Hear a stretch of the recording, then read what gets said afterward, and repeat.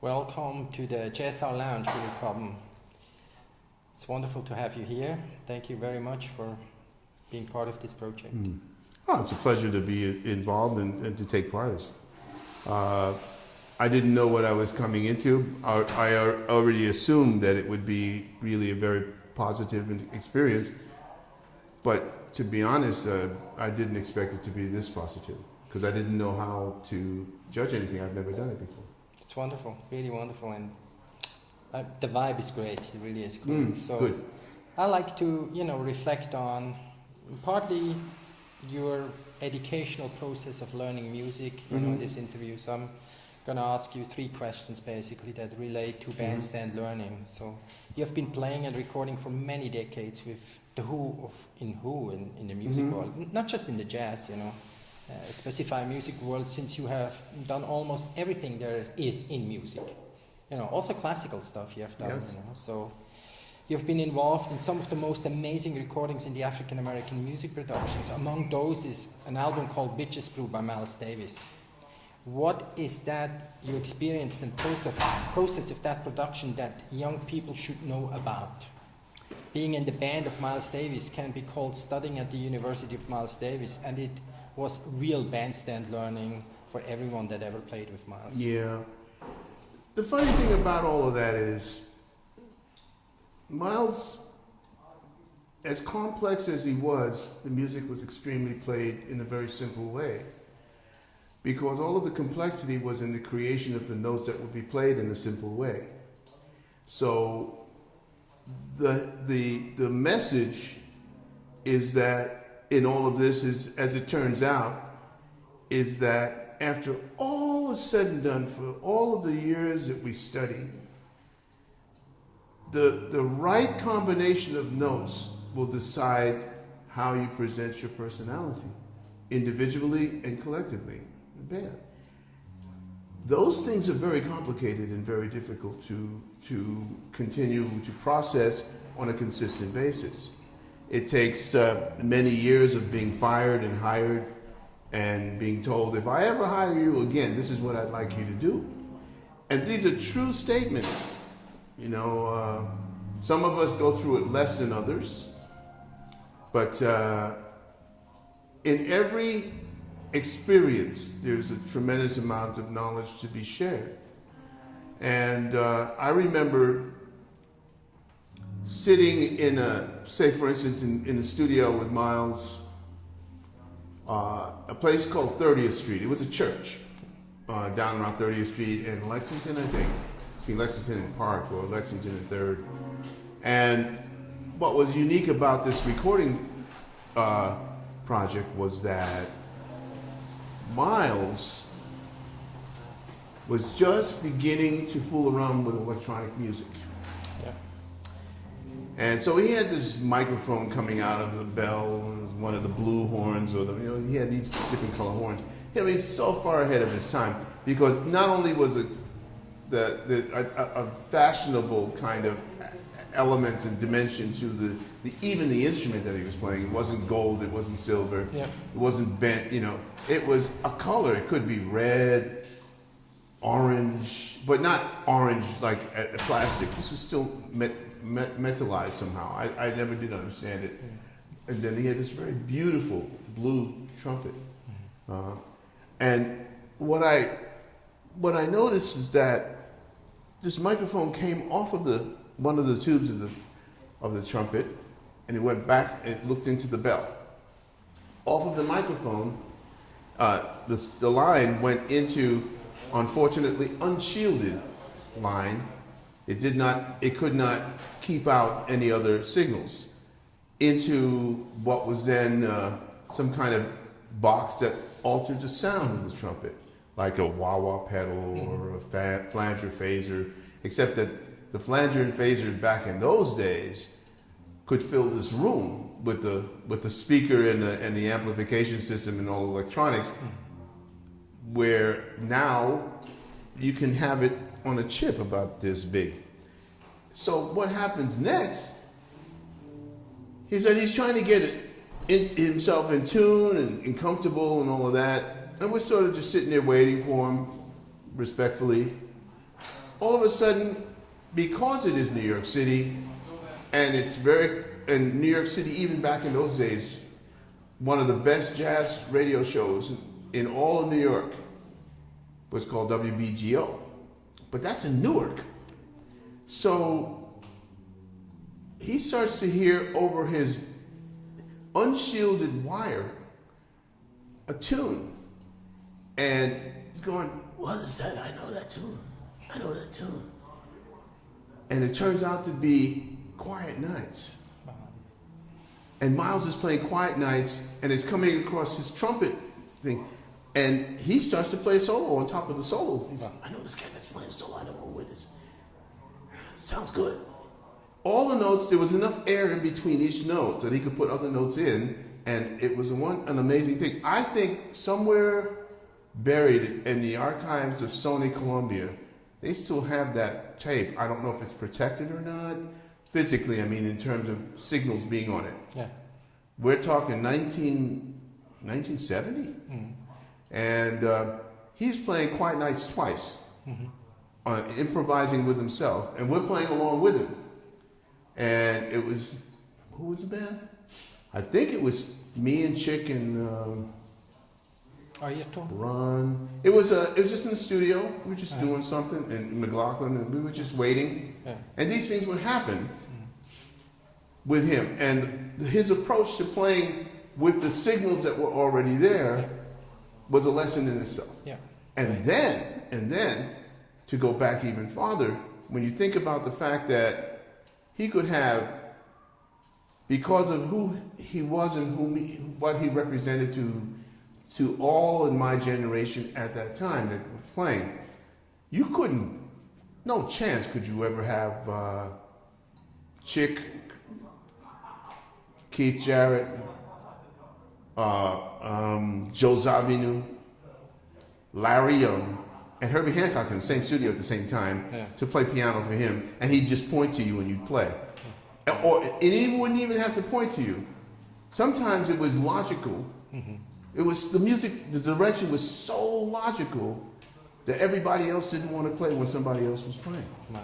Because it didn't make any sense. So the lesson in that was to play when you had something to say. Move on to a project like Jack Johnson, which was rehearsed the night before. And I remember seeing about 12 notes pass by me on composition paper like legal pad, yellow. Really? Like boop, boop, boop, boop, boop. That was what we were going to play. Those notes, that scale.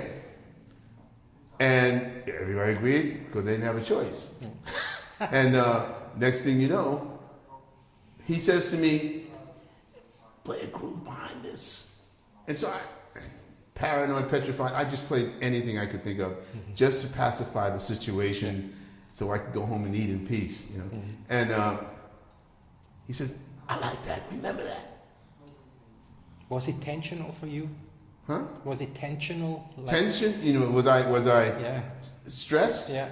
No, except for the point that I didn't want to disappoint. Yes. Okay. So I wanted to do the right thing. Yeah. But he wasn't telling me what the right thing was. Of course. He was telling me that he liked what I did. Yeah.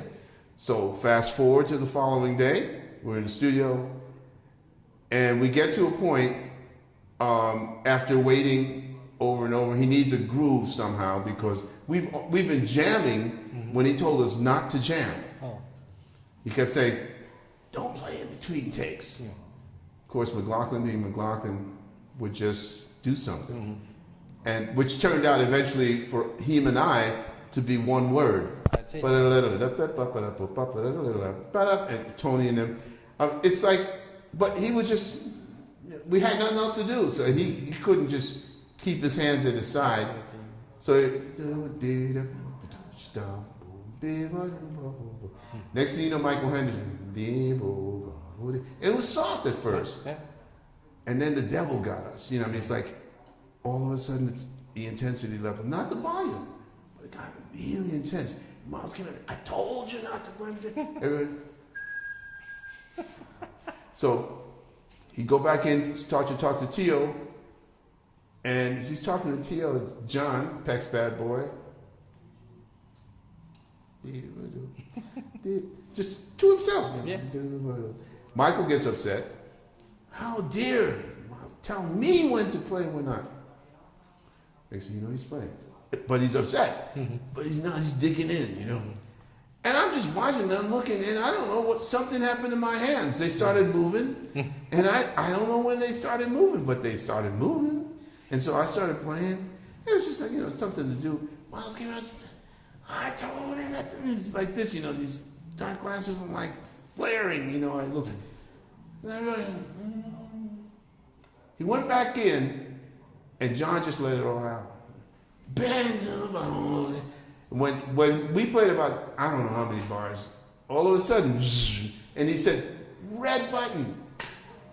And in what was supposed to be a double session, we finished in less than an hour because whatever they had rehearsed, and I was the last person to come to rehearsal because I didn't even know I was on the session. Whatever they rehearsed, we never played.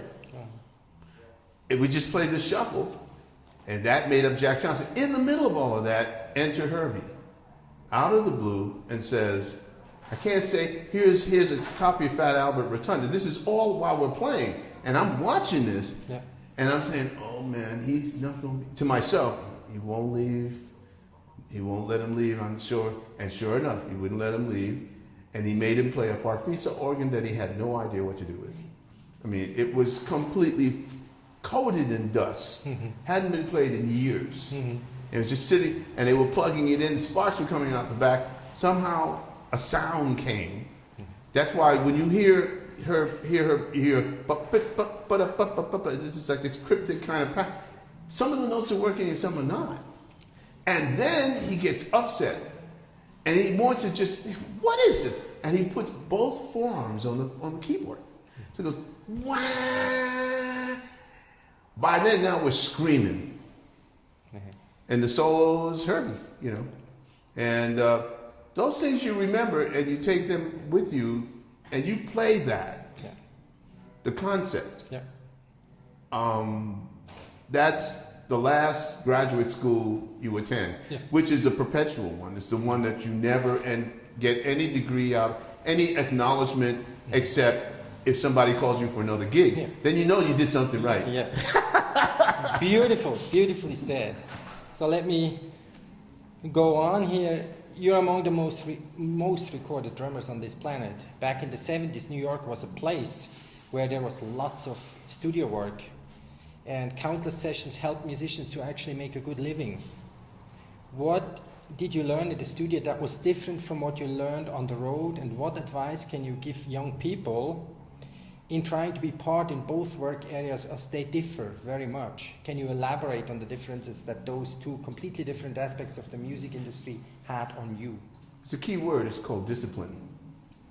And no matter how much you know, if you don't know how to apply what you know, where, at the right time, and in the right way, you probably won't get called again if it's in the studio. Back in the days when I was recording, it was not unnatural to come into a studio with a producer, say for a jingle or something like this, who did not know me.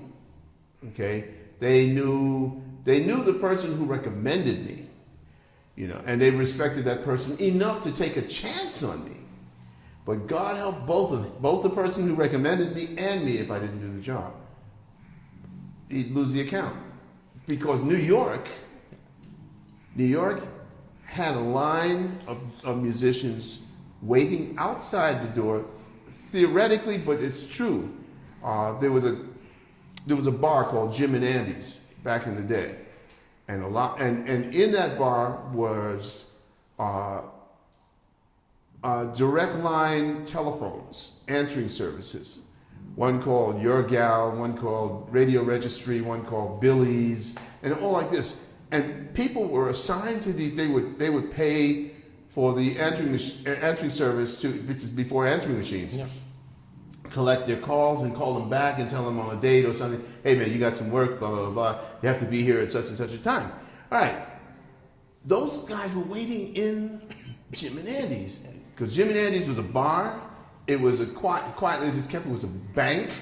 You know, if for studio musicians, you didn't have any other way to because they were working all the time in the studio. I mean, on an average week, I could do, when things were really working correctly for me for a while, I'd average about 5 one-hour jingles a day plus a double session recording, which might be at Rudy's in Englewood, New Jersey, which is across the George Washington Bridge on the other side. And by the time I'm done, it's 8 o'clock at night, every night, you know. And then if it's Monday night, then I'll probably go down to the Vanguard to hear Thad and Mel or something like that. So now it's 11 o'clock at night, and I have a 10 o'clock at Gotham or something like this that I have to make. So I was young, you know, and I was learning, because even when you went down to the Vanguard, the unique thing about the Vanguard is that you didn't play physically. You played up here. You emulated what those guys did. You absorbed everything that was happening, because like the best cats in all the city, that was where they came to actually finally play some music that they liked. Dad would arrange and all of that. There would be, everybody would even pay for the rehearsals, you know, chip in for the rehearsal, because they didn't have anything. They were earning thousands a week to play anything from Ringling Brothers, Barnum and Bailey Circus overtures, because that was Madison Square Garden. If the circus was in town, the best cats got called. And right after that, it could be that you played that night with the Philharmonic. It's like, and you had to be ready, you know. So getting back to me in the studio, if I didn't get it right the first time, the producer would say, Bill, can you play a little bit more? Turn the clavier around. You know clavier, and it's like, yeah. If you lied, they know right away. So it's, okay, stop, because a jingle is 40 minutes with a possible 20. Okay, overtime, and they never want to go into overtime. Okay, and it sounds like, this is no big deal. And how much you got paid back then was about $30 for the jingle. Okay, for the 40 minutes altogether, whether you did the possible 20 or not. And then you had to wait 13 weeks for your check to come. Okay, but you were doing jingles. On and on. On and on and on. So it kept piling up. And that's where the union and the answering company come. And all of a sudden you're having to give them a little bit because, you know, hey, you know, it was like this. And it came from, if you were doing that kind of business, then you were doing the right thing. If you weren't doing a lot of business, obviously something was a little bit off. And you were losing, you didn't sustain or maintain your accounts, whatever they were. And it also embarrassed the people who recommended you. And for me, I'm blessed that I never was in that situation. Because I had my biggest supporters, Grady Tate, Hubert Laws, Ron Carter, Roland Hanna, Jimmy Owens, Thad Jones, Richard Davis, Mel Lewis. It's like always hanging out. When you're young, you hang out at the bar. Somebody called on the phone said, Mel Lewis around? No. Who's around? Billy Cobham's over there. And this is the bartender. Jim. Okay. Billy, you know Mel? Yeah. Call Mel and see if you can do this jingle. We need you right now at A&R 52nd Street, which, you know, went down before A&R 48th Street went down. You know, but Phil Ramone. As soon as you say, well, I know Phil. I said, oh, okay. Phil gets on the phone. Billy, where are you? We need you now. Now. Right now. You're Jimmy Andy's? Okay, I'll see you in 10 minutes. Beautiful. You know, this is how you learn. It's about the discipline. It's about what you're going to play. They know, many of the people who work with you will know what you can and cannot do, and will not put you in a situation that is embarrassing not only for you, which is, they don't really care, it's embarrassing for them. Because we're talking about accounts like American Airlines, you know, Class A accounts, big accounts, man. You know, you just don't want to mess that up. Young and Rubicam, all these guys, no, you don't mess that up. No. Great, thank you. And the focus on Jazzaar Festival is on bandstand learning, as we believe music has evolved out of family in its very roots. It is something that is passed on through teaching in the family. You yourself had the opportunity to be a child of a master musician and had your basic training in the family. African culture has to its passes it through the next generation. What would be your advice to educational institutions on integrating this very rural principle of music making in their communities to focus on music rather than academia? I think both have a place, and I believe that in order to drive home the ideas fostered in the academic community for the artists, Mama and Papa have to be very, very strongly involved, if at all. You know, if they're going to do it at all, they just need to know they know their kids better than anybody else, and if they're into it, the success is going to be based on how Mom and Pop deal with the little people. You know, and that's an important thing. If Mom, for instance, I have this student, his mother and father are the principals of his school. He's very blessed. Okay. He's a great, great player, but he's also, at 12 years old, very, very stable, because they take an active part in what he does, for the fun of it, you know. And their history is a very, very dramatic history. They are immigrants. They came from Haiti, and they somehow made it work. But they also worked hard to make that happen. Papa was how can I say it, not a professional bass player, but he wanted to live through his son. Mom loves dad, loves son. Everybody works together, and they're both academians, you know. So it's about how much to do what, the organization of the day for the schedule, so that the young person also has time to balance out and play some football and, you know, hang out with friends, but it's all about playing the music because he loves the music, you know, so it doesn't go out askew somehow. And it's worked out for them, and I think that it's not easy. We're asking a lot of everybody, you know, especially in this day and age where there's so much going on. It's in New York. This is happening in New York. These people probably time and interest of anything is about 15 seconds, 30 seconds before something new comes, you know. And somehow they've been able to keep it going with him. And in the end, the rewards have been tremendously great. You know, if anything, he's 10 years ahead of his time, just in the way that he carries himself and he speaks with people. Not that it makes a big difference. What was really hip that I noticed on a video I watched is that this little person went to the chambers of the Senate, or the House of Representatives, and he played with a little band of his friends. Yeah. Of course these guys, you know, bunch of thieves, they're all around. Yeah. They don't care about it. But they just played through it anyway, because they understood the value of being invited to the House of Representatives in the Capitol. Yeah. And that got him into the project like School of Rock, you know, which is where he is now on NBC. And he's only 12 years old. Wonderful. Amazing. Well, I really appreciate you sharing some of your values. Pleasure. Thank you very much for joining this interview. No problem. And I'm looking forward to our concert together. Yeah, sure. Me too. Great. Yeah. Thank you. Thank you. And then